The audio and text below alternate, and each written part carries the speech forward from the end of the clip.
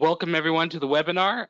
We're going to give people a couple minutes to get in and get ready. So, just sit tight. We'll be starting at the top of the hour. Thank you.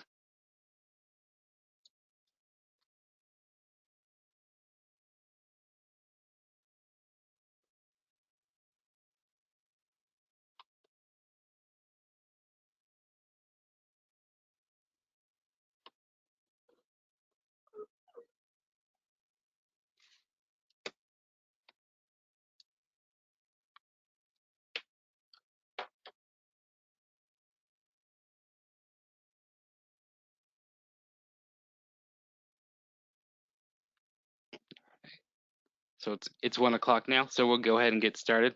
So welcome everyone. This is our third in the HTA Port Series. We're here today with the Northwest Seaport Alliance. If this is your first HTA webinar, it is interactive. So go ahead if you have any questions during the session, enter them into your chat box on the bottom. Or if you're calling in, you might not be able to have that option. So you can email me your questions directly at eric@harbortrucker.com, and I'll be able to read them to our presenters.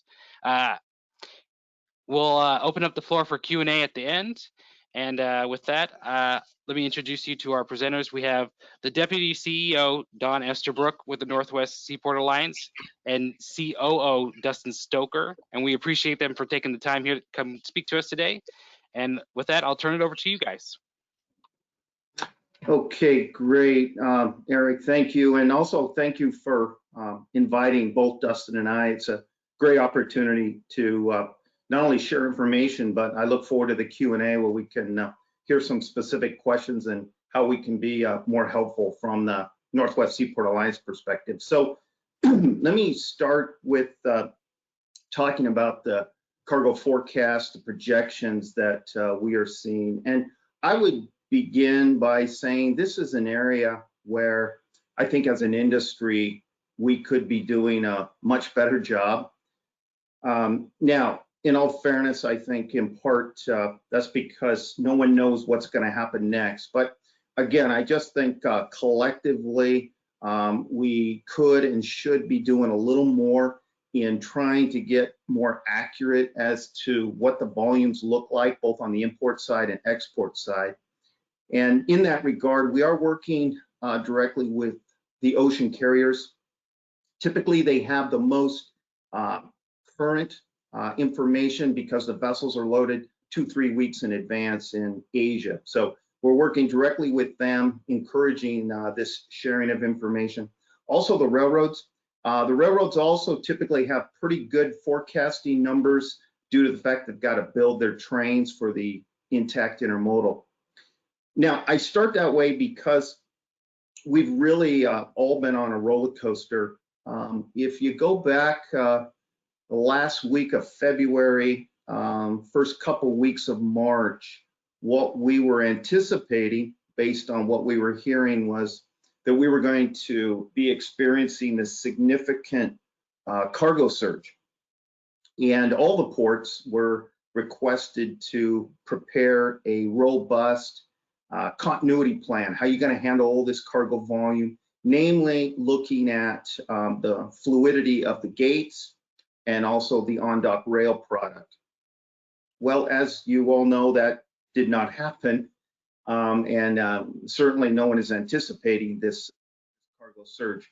So then it shifted to the need to prepare to store containers based on the fact that namely down in Southern California, first and foremost, they were already experiencing warehouse distribution systems that were near capacity. So we actively pursued establishing various near dock and off dock facilities. In fact, we've got about 15 of them, and they are on our website. So we work with the facility operators to ensure that we're in position to store these containers.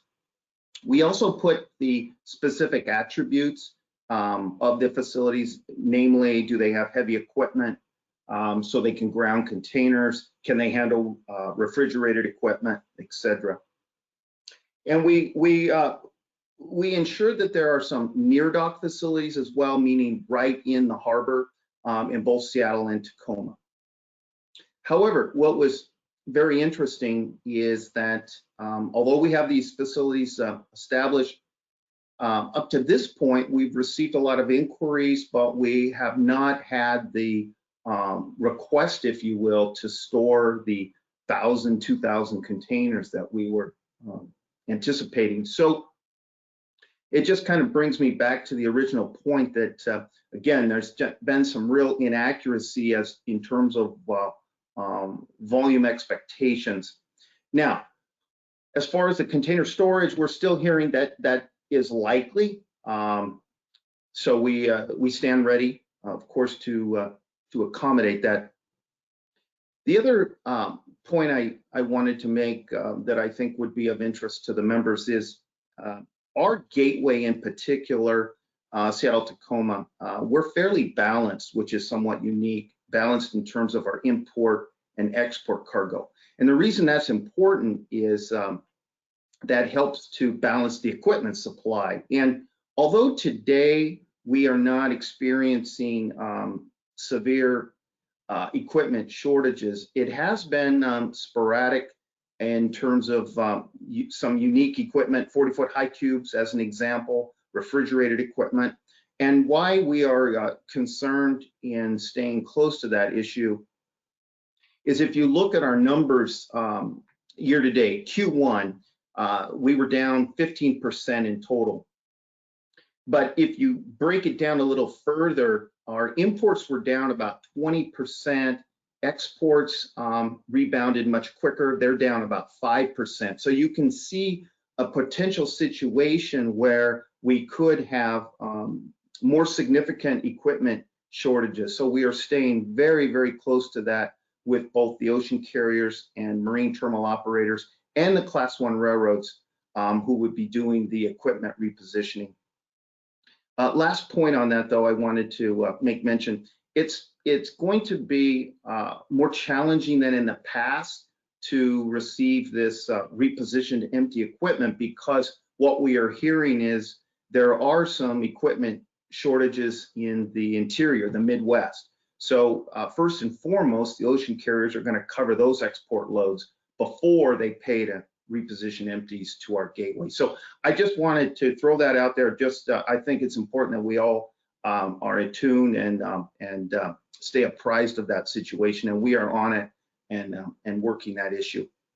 The last point that before I hand it over to Dustin, there are some interesting trends that are starting to emerge, and you know, some of which started before the pandemic. One of the trends, at least in our gateway, Seattle-Tacoma, is the transload model. It's really grown in popularity. This is, of course, where the international containers are drayed to a transload facility. They're transloaded into 53-foot domestic cans, and then they move either via truck or rail to inland locations. Now, part of this, I think, is being exacerbated by the fact that these goods are, especially for the healthcare industry, are needing to move expeditiously. But like I said, this was happening, this trend was emerging even before the pandemic, namely driven by the retailers who were focused on this next day delivery, second day delivery. They need the goods in the warehouse and distribution systems much quicker. So I just think it's something that we should all be aware of. It could potentially become the new norm as we come out of this current situation. So with that, I'm going to hand it over to Dustin. But what I will say is that looking forward, at least the next 4 to 6 weeks, we still do not anticipate a significant uptick in volume. Certainly not on the import side. We think the exports will hold their own, down you know, a few percentage points based on comparison of last year. But it does look pretty soft, again, at least for the next 4 to 6 weeks. Great, thanks, Don. So a couple things I just wanted to follow up with on what Don talked about, specifically in regards to forecasting of volume. And as Don mentioned, we're working very closely with the ocean carriers and the marine terminal operators to forecast volume. However, one of the key factors that we're really looking at is the anticipated blank sailings. And so just to provide you a little bit of information on what's happened this year so far, we had 34 blank sailings in Q1 of this year. Already in April, as of last Friday, we've had 4. And then we're anticipating right now an additional 18 really through the end of June. And if you look at that from a overall vessel traffic perspective, it correlates really closely to that 15% volume reduction that Don's talked about. And so I think it's fairly safe to say as we roll through May and into June, the anticipation of around a 15% below last year's volumes is about what we're anticipating. So we don't really see a change, and we can really look about into that mid-June to end of June timeframe. I will say that it's very fluid. And so even though we're providing this forecast, I would recommend continuing to look at our website, and I'll show you our website here in just a bit on where you can get this information so that it will help you guys better plan your business, which is really, really critical. So whatever information we have, we are trying to share it there. But again, it's pretty fluid when you're getting into the June timeframe. The additional blank sailings could pop up, and or even maybe as volume possibly comes back as the economy starts to reopen, maybe we may see some vessels that are added back in. So continue to look at our website. On top of that, from a forecasting perspective, we got a lot of feedback from the industry that our weekly gate forecasting from the terminal operators just really wasn't cutting the mustard in terms of giving the supply chain enough advanced information. And so we have now gone to a 2-week gate schedule, and so that's on our website. Again, just like the blank vessel sailings, I will say that the gates forecast, for 2 weeks out, that could be fluid, but the terminal operators are working with us, and we're trying to get that information out as quickly as possible. And unfortunately, with the volumes being down, the terminal operators, and I do want to reiterate, of course, we are for the most part a landlord port authority, so we rely on our terminal operators, our tenants, to determine how they're going to best operate the facility. And with that volume being down, of course, that has significant impacts on the terminal operators' bottom line, and so they're looking for every way to deal with that shortfall. One of the ways is when volume does drop is to shut down gates. They are doing that around the blank sailings. So unfortunately, what we have been experiencing is you'll have a downturn in volume because of blank sailings. Terminal operator will shut, for example, a Friday gate, and then the following week the volume will pick up because they get bunched vessels, and you'll see a spike in volume. And so we are experiencing sporadic gate congestion that unfortunately is impacting you guys as truckers. We as the Alliance are continuing to press on the terminal operators for that, trying to give enough advance notice through our website and trying to push them as much as we can in regards to running additional gates when it makes sense. The good news is that Everport has been running additional hoot gates. Those are continuing, at least 2 a week. And Husky, when they had a couple of vessels back to back, they ended up running a Saturday gate and they added a hoot. So, the terminal operators, it's tough decisions for them, but we will definitely continue to be engaged in that as we get these peaks and valleys of the volume, and we really don't see that changing too much. I think Don talked a little bit about the equipment piece. For the most part, we're tending to be okay there. We don't have any significant problems with empty storage on the facilities today, so that's a good thing. We have a strong export market, so that helps chew up some of the imports that are coming in that do get stripped. Those are getting filled by export cargo, and so we're not having a huge empty storage issue on the facilities like you may see in Southern California. So that's good news story for us. Again, we are seeing some sporadic issues with specialty equipment. Reefers could be one.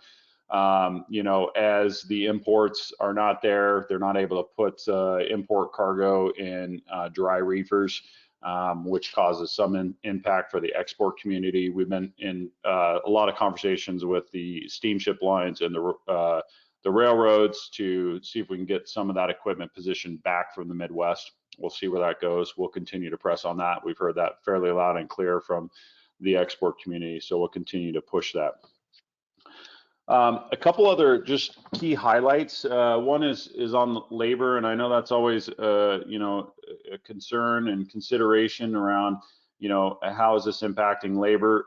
The great news is that I will say that the ILW and specifically the locals in the Pacific Northwest take a lot of pride in ensuring the gateway operates. It's a pride thing of a historical deal with them, feeling like they are an essential part of the economy and moving cargo.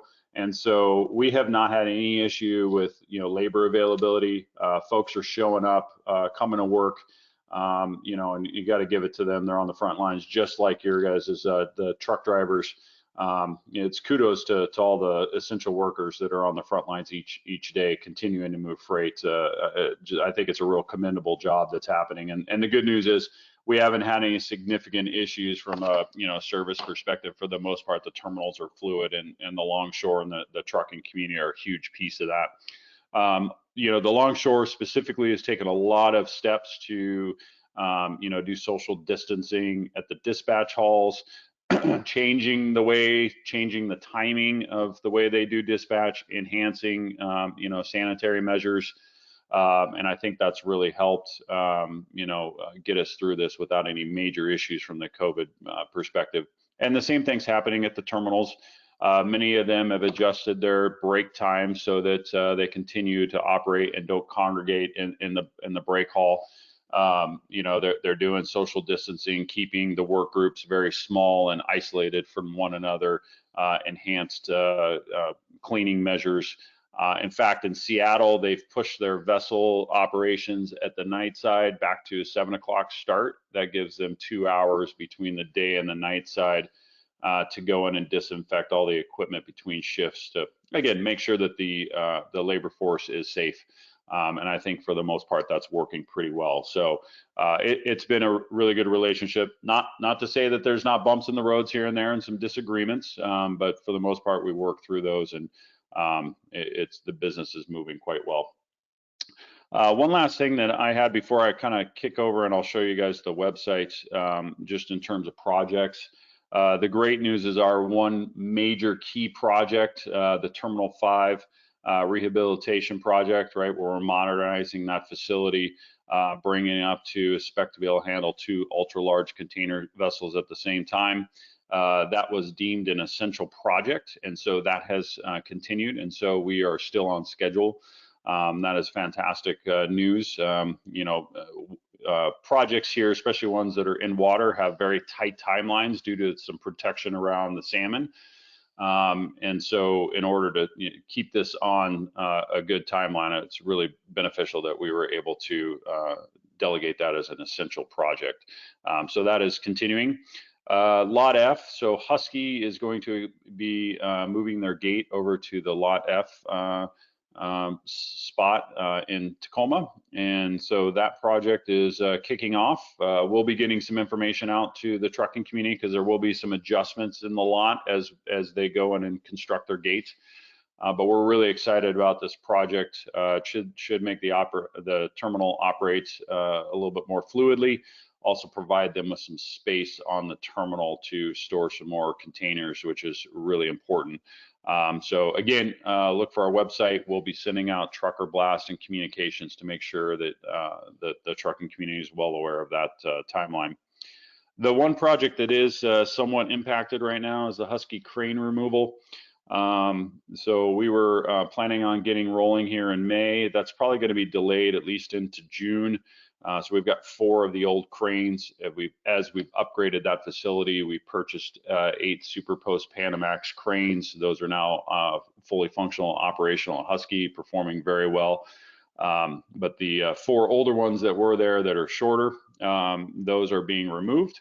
And so right now with some of the travel restrictions to, again, keep this social distancing piece in place on the ILW side of the house, that project's delayed by about a month and a half. So we're looking to see that one kick off hopefully at the beginning of June, which would mean the cranes would be off of that facility sometime in August, which will also free up some space for Husky to operate a little bit more fluidly.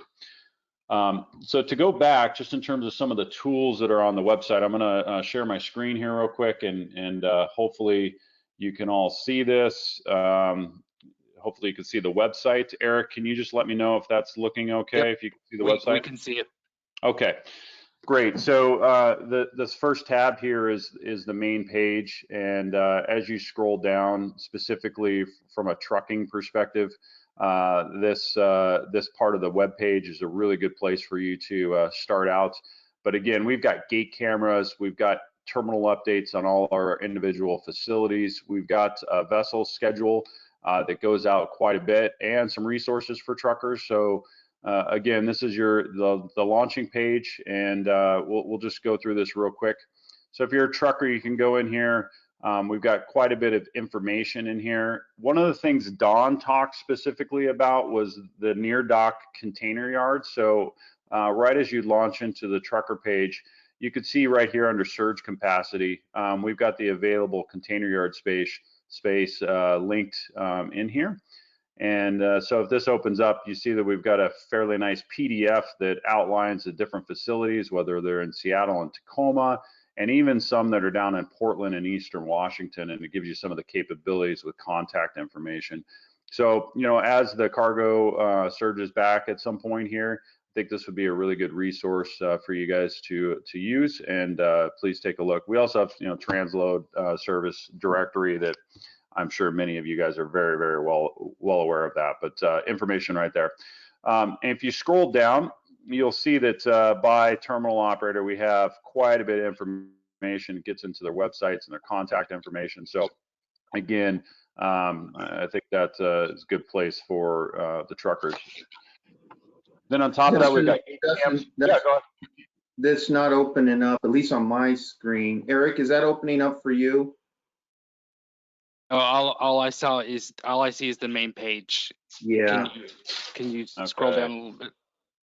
So you cannot see this, huh? All right. Yeah. It's just the main page.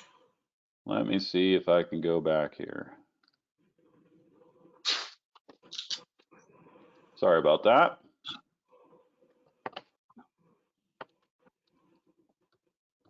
Doesn't work. At least you can advise where to. I mean, Yeah. I can see the home page. Okay. So I just clicked on the truckers deal. Did it flip over at all? No. No. Let me Okay. take over the screen share real quick. No worries. Sorry about that, everybody.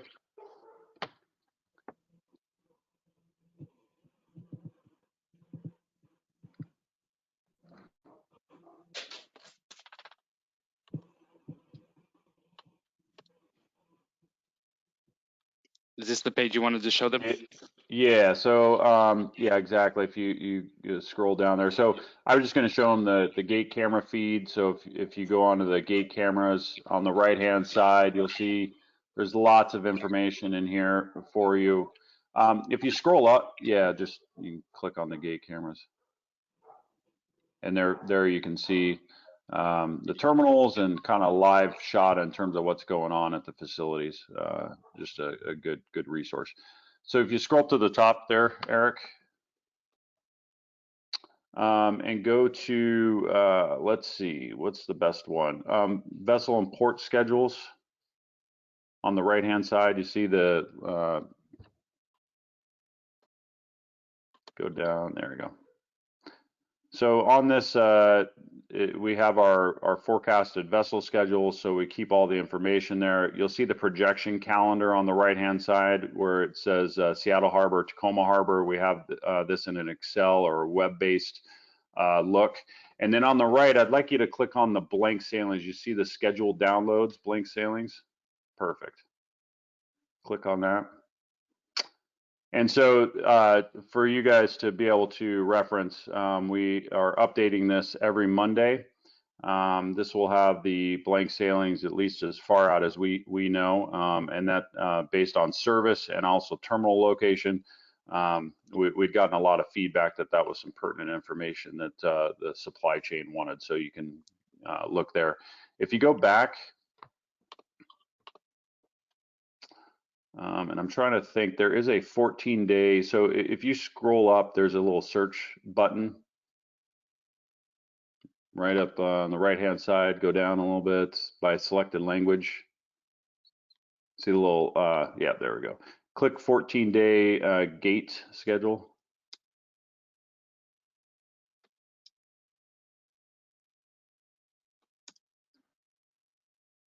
And click on the gate schedules there.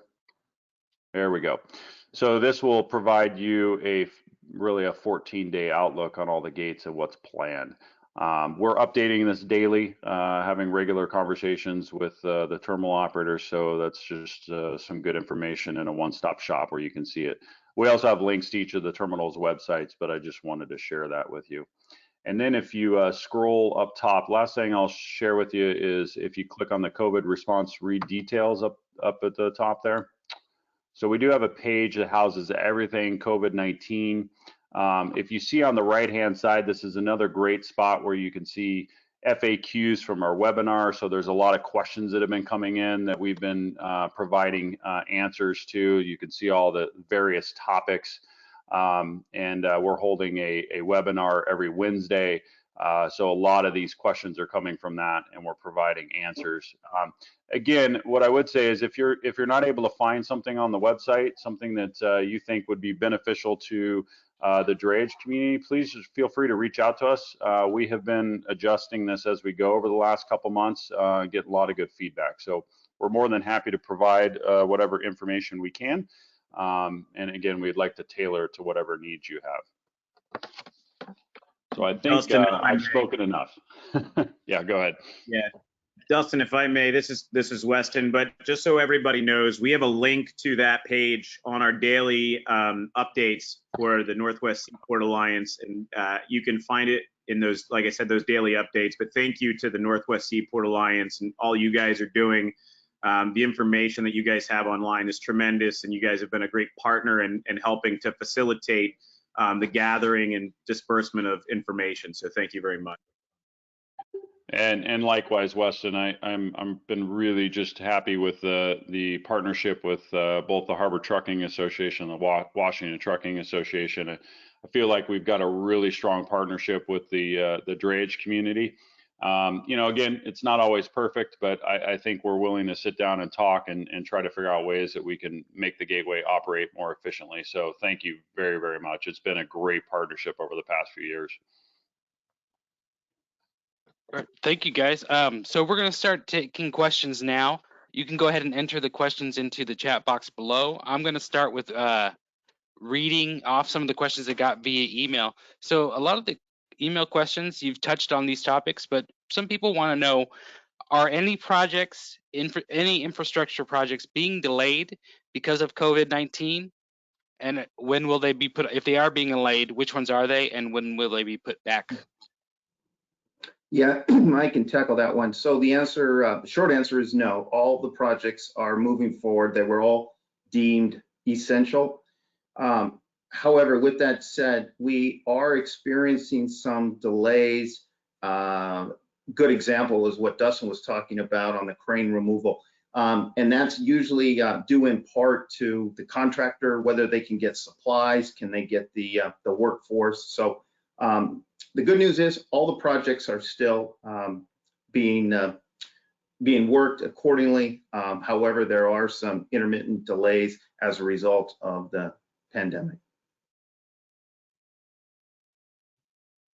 Thank you. We also got another question about equipment. So we talked about the containers. Are there any issues with chassis? Are the chassis available? And if there's any imbalance in the P&W for chassis? Don, I assume you want me to take that one? Yeah, so the great news is, well, I guess an imbalance, if we talk about imbalance, we're actually imbalanced the wrong way from a chassis provider perspective. So they have additional assets in the region. We've partnered with Track specifically, who manages the largest pool in the region, and they are storing road stack chassis in a couple locations with us. They've also have some stored down in Portland. So right now the market is very flush with chassis, and we have a weekly call with Track to just talk about the forecast. They're looking at the blank sailings, the information that we're providing to anticipate, as this volume hopefully comes back at some point. But right now, no issues. In fact, we've got extra chassis in the marketplace, and we'll continue to partner with those folks to get enough information in front of them to make sure that we remain fluid. Thank you, guys. I just want to let you know, attendees, go ahead and raise your hand or enter a question in the chat box if you have a question. We had another question come in via email. For the blank sailing impact, are they hitting both the import and export side equally? And are there specific services that are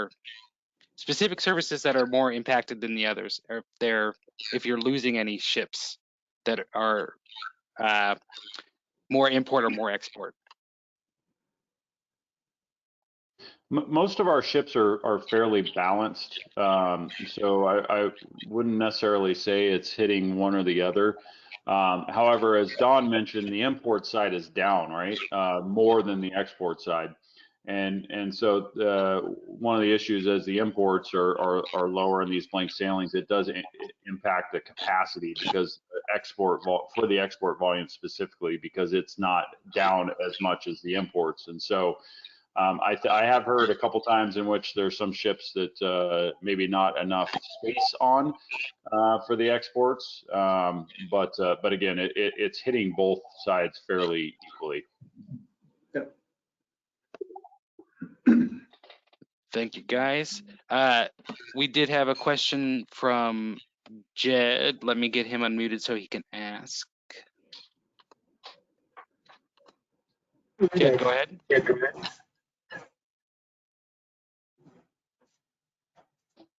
Jed? There might be an issue with that mic. How often and where does the vessel schedule ETA date and time come from? Yeah, we do a lot of scraping. So I actually, within the operations team, we have a waterway coordinator. That person's role is to engage with all of the supply chain stakeholders that are around the vessel ownership side. So agents, terminal operators, ocean carriers. And so that person scrapes the websites, has daily conversations with all of those stakeholders, and then we essentially pull that from the ocean carrier's website, the terminal website, and all of these various spots that we get the information from. Sometimes it'll be different depending on the source that we get to, but we'll try to go to 3 or 4 different providers to at least get the one that seems to be the same. But for the most part, it seems to be pretty accurate. It's a lot of work though, but we find a lot of benefit in doing that. There was a follow-up question to that one. They're asking, is it once in the AM or do you update it twice a day? The vessel schedule, the first one that I showed you, that one is updated daily, and a new one comes out at 3 o'clock each day. That's the time that you can get it. In fact, you can go onto our website and sign up for notifications. And when the new vessel schedule is published, that'll get pushed to you. In terms of the blank sailings, we're updating it as we get new blank sailing information. For the most part, I would say that the newest one comes out on Monday, but then the operations team is again monitoring all those websites, and so we'll update it as we get fresh information. But typically on the blank sailings one, the best it's on Mondays is kind of the latest update. Thank you, guys. So we got another question that came in via email. Is the Alliance hearing about any legislative initiatives to mandate hazard pay or to include COVID-19 in worker comp policies? Not on the, certainly not on the, from a Port Authority perspective, no, we have not heard that. As far as labor, Dustin, I don't know if you've heard anything from PMA or ILW, no, okay. No, there's not been, not that I know of. Thank you. In regards to your BCOs, people are asking, what is the input you're getting from the various BCOs on import and export side? What are they saying in terms of what they're expecting for the coming quarters? If they're expecting much lower volume, if they're expecting any spikes, that kind of thing. I would say in general, outside the healthcare industry, they're anticipating very, very soft numbers. I'm talking import now.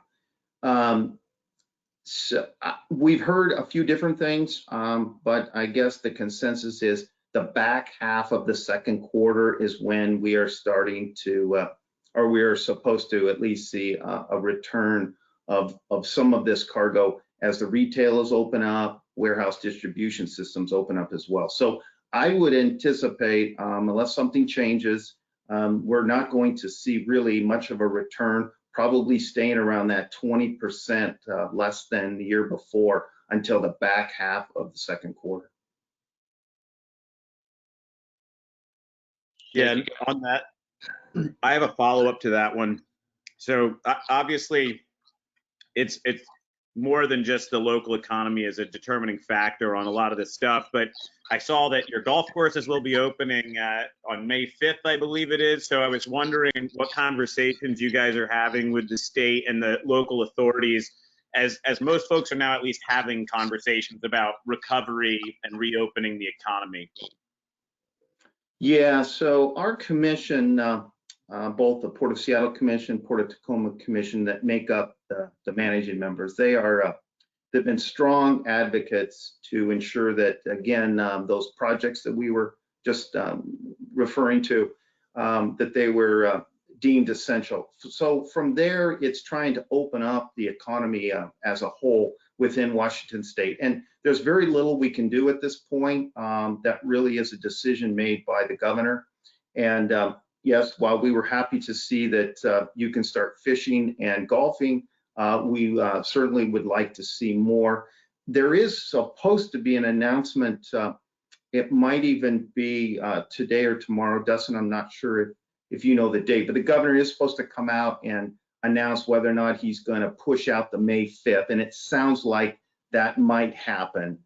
So that's not a very good answer, but right now we're essentially locked down until he changes his perspective.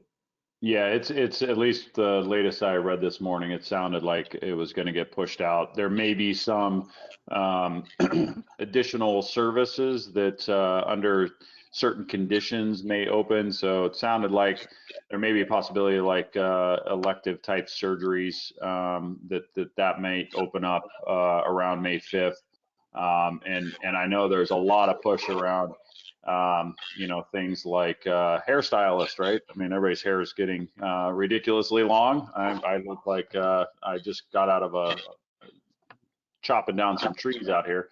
So I know that there's a lot of pressure on that. And so it sounds like Governor Inslee is going to probably reopen in a slow pace some of those types of service industries. So we'll have to wait and see what he comes out with.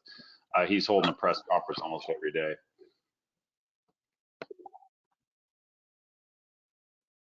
Thanks, guys. For anyone that's got questions, go ahead and enter them. We have another question. For importers, have you heard of any large retailers or any importers closing any warehouses due to the low volume? Not locally within our region. No, we have not. We have had a number of requests to store significant amount of containers. It hasn't come to fruition, but we've heard numbers up to 2,000 containers due to the fact that the warehouse distribution system around that Kent Valley down to Sumner, there was minimal capacity available. So we've had those types of inquiries, but nothing has come to fruition at this point. Thank you, guys. So anyone in the audience, go ahead and raise your hand if you ask any questions. You know, I think we're running to the end. If no one's got any more questions, Weston, do you have anything you'd like to ask? I don't. Dustin, you look like a Fortune 500 CEO compared to me right now. So although I have no trees to chop, I could get mistaken for a lumberjack right now. But no, I want to thank you guys.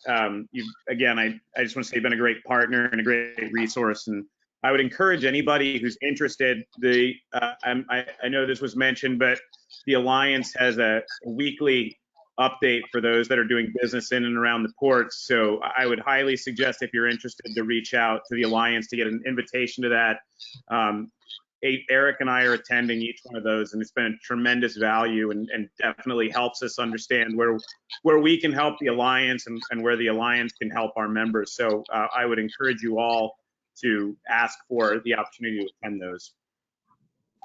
Yeah, and not to make another shameful plug for it, but I think one of the benefits of those webinars is, and again, this is feedback that we've gotten from the supply chain partners, is we have various stakeholders that are also on the webinar. So each week we have a couple of our marine terminal operators providing an update on their facility. It gives an opportunity to ask them questions directly. We've had the railroads. And in fact, Brandon Beetham from the Washington Trucking Association was on this week. We had the chassis providers. So each week we're having probably 4 or so industry partners that are on, and I think it's really good to hear directly from them on what's happening, get the opportunity to ask questions. So seems to be working well. We did get the question that came in from Mark. Mark, I'm going to unmute you.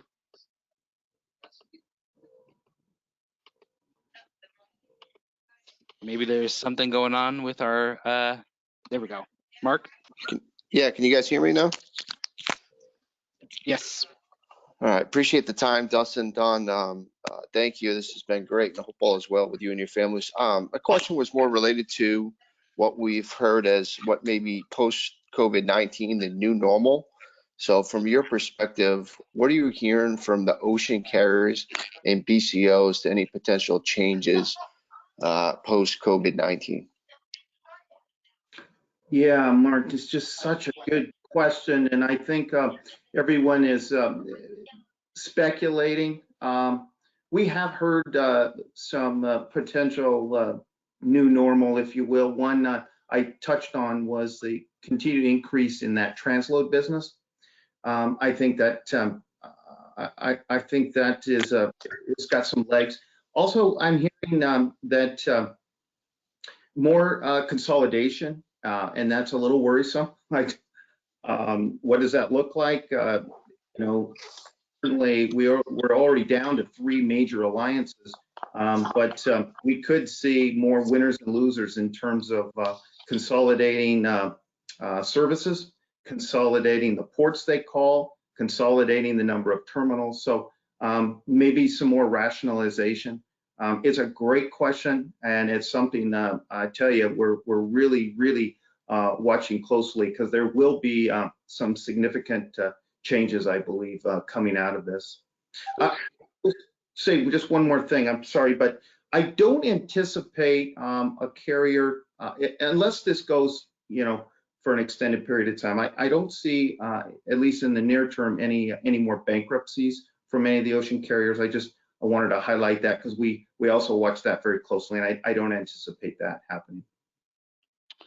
And maybe just a couple additions. One, I would anticipate that the phenomenon of blank sailings will continue. The ocean carriers, when they could find a way to, reduce their costs, that's a big deal to their bottom line. And so I would tend to say that they will look at every way that they can do that to reduce their cost base. And so coming out of the COVID situation, I would anticipate that we will, see more kind of spikes and valleys of cargo, right? So we're going to see weeks that are light, and we're going to see weeks that are extremely heavy, and that puts a lot of strain on our infrastructure. So I think wherever we can be smarter about what we're doing operationally, so things like getting more advanced with appointment systems, implementing technology that helps improve the efficiency of the supply chain. I know we're talking about maybe piloting a empty street turn thing that would allow better fluidity around empty turns outside of the terminals, right? So you keep that volume away from the facilities. So I think there's going to be some of that stuff that we're just going to have to push, because you're going to see these big spikes and valleys of cargo. And then the last thing is I think it's going to change the way we conduct business in general. I think there's going to be a lot more people that are going to work, telecommute. And hopefully that helps with traffic, right? Because ultimately, as I think Brandon Beetham with the WTA this morning talked, the current traffic volumes in and around the PNW are really helping with the efficiency with the truck moves that are there. So if more people can telecommute, we have less people on the roads. Maybe that allows freight to move a little bit freer once you get out onto the roadways. But that's just me pontificating on that kind of stuff. So. Great, thanks, guys. I wanted to quickly plug the NWSA website. Sometimes when I get questions, that's a place where I refer people to. It's really easy to use, and that they have a huge FAQ section that they got a lot of info there. So if you do have a quick question, and go ahead and check there. But you could always email me, and you could put you in touch with Dustin or Don if you don't have their contact info. It looks like there's no more questions at this time, but if you think of a question later, go ahead, shoot me an email. My email again is eric@harbortrucker.com, and I can pass you on to the Don or Dustin. And I want to thank you guys for your time today. The HTA really appreciates it, and our members find a lot of value in meeting with the different port authorities.